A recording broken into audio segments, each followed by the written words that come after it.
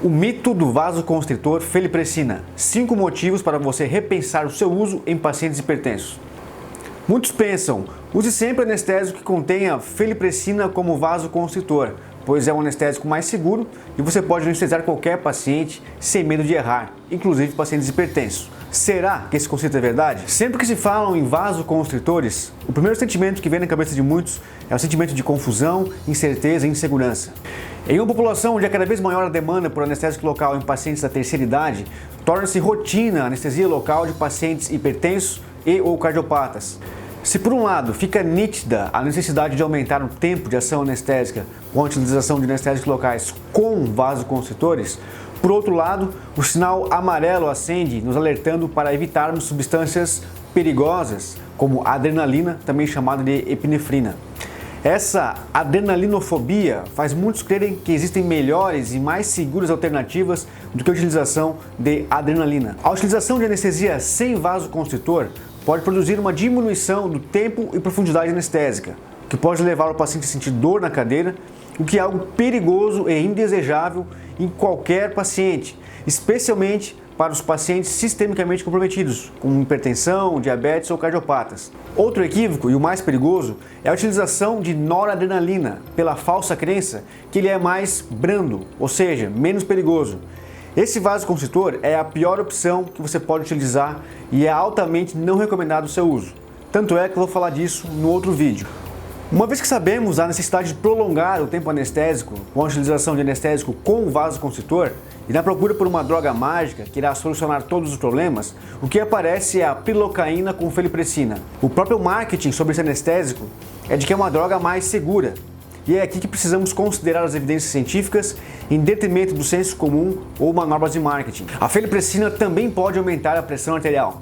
A felipressina é um análogo sintético do hormônio vasopressina, hormônio antidiurético, e não atua diretamente nos receptores adrenérgicos. É um vasoconstritor considerado seguro para hipertensos. No Brasil, a felipressina apresenta-se comercialmente em conjunto com o sal anestésico prilocaína a 3% e pode ser chamado também de octapressin.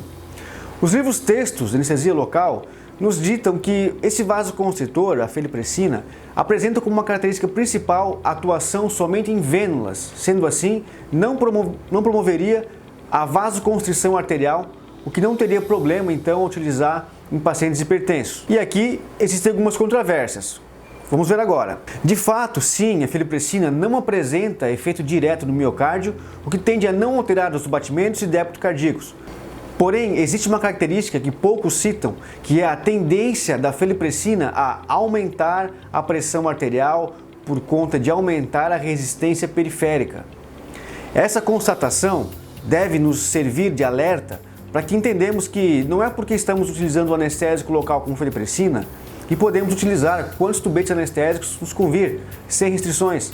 Por conta do potencial aumento da resistência periférica, como precaução, se faz necessário reduzir a dose de felipressina em pacientes hipertensos para aproximadamente 0,18 unidades, o que representaria, no máximo, 6 tubetes, uma vez que cada tubete apresenta 0,03 unidades. Existe publicação que reitera que, contrariando o que a maioria acredita, a felipressina não é mais segura do que a epinefrina para pacientes com doenças cardiovasculares. 2. A prilocaína pode provocar metemoglobinemia. Mesmo que a dose máxima de anestésico com felipressina, até 6 tubetes, seja considerado segura em relação a esse vasoconstritor, temos que nos atentar que o sal anestésico que acompanha a felipressina, a prilocaína, pode produzir metemoglobinemia.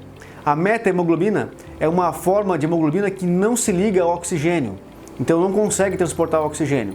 A dose para tal ocorrência é altamente variável entre os indivíduos, mas pode ocorrer numa dosagem de 300 a 400 mg, o que representa por volta de 6 tubetes. Recomenda-se diminuir a dose em pacientes de baixo peso, em extremos de idade e em pacientes com comprometimento sistêmico. Já pacientes pediátricos, recomenda utilizar apenas 4 mg por quilo. 3. O sal anestésico prilocaína ele não é formalmente contraindicado em gestantes, ele é categoria B. Porém, segundo a American Academy of Pediatric Dentistry, ela não recomenda a utilização em gestantes por conta da possibilidade de induzir metemoglobinemia no feto. Já a felipressina é contraindicada, pois pode promover contração intrauterina. 4. Não promove hemostasia. Em procedimentos cirúrgicos, a feliprecina não promoverá a hemostasia efetiva, da mesma forma que soluções anestésicas contendo epinefrina. 5.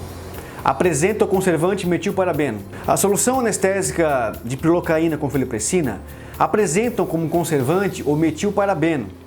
O problema dessa substância é que ela é uma estrutura muito similar ao PABA, que é o metabólico dos anestésicos ésteres, o que tem sido associado a inúmeras reações alérgicas e é atualmente um conservante proibido em soluções anestésicas nos Estados Unidos desde 1984.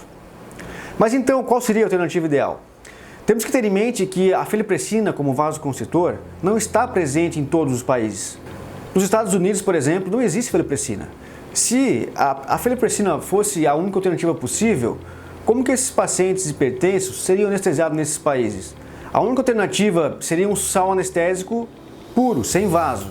O que, como a gente já sabe, pode não ser a melhor opção na imensa maioria dos casos. Uma alternativa vantajosa é utilizar a epinefrina em maiores diluições.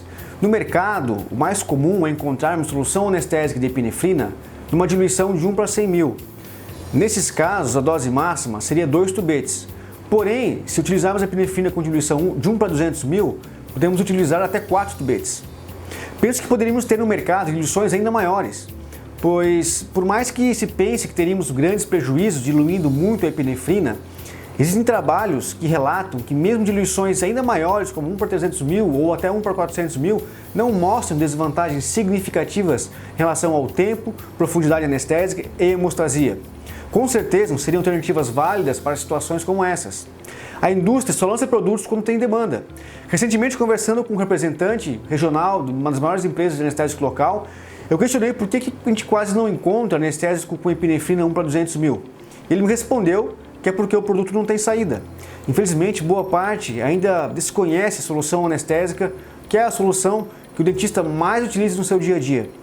Mas fico feliz em saber que existe outro grupo de dentistas que pensam diferente, como você. Se você viu esse vídeo até aqui é porque você está de fato interessado em selecionar melhor as suas soluções anestésicas. Em casos de cirurgias extensas, em pacientes comprometidos, eu tenho utilizado o anestésico local com epinefrina 1 para 200 mil, disponíveis em frascos de 20 ml. Esses mesmos frascos se utilizam a nível hospitalar. Outra alternativa em pacientes comprometidos é realizar todo o atendimento, todo o seu procedimento cirúrgico ou não, a nível hospitalar. Para finalizar, não precisa jogar fora a tua caixa de anestésico de prilocaína com feliprecina. Você pode utilizar com segurança, mas tenha em mente que essa droga não é uma droga magicamente segura e jamais será a solução para todos os problemas. Como todas as soluções anestésicas, deve ser utilizada com critério e esse vídeo penso que tenha contribuído para que você tenha um pouco mais de discernimento crítico em relação ao uso dessa solução anestésica. Tá ok? Um forte abraço e até o próximo vídeo.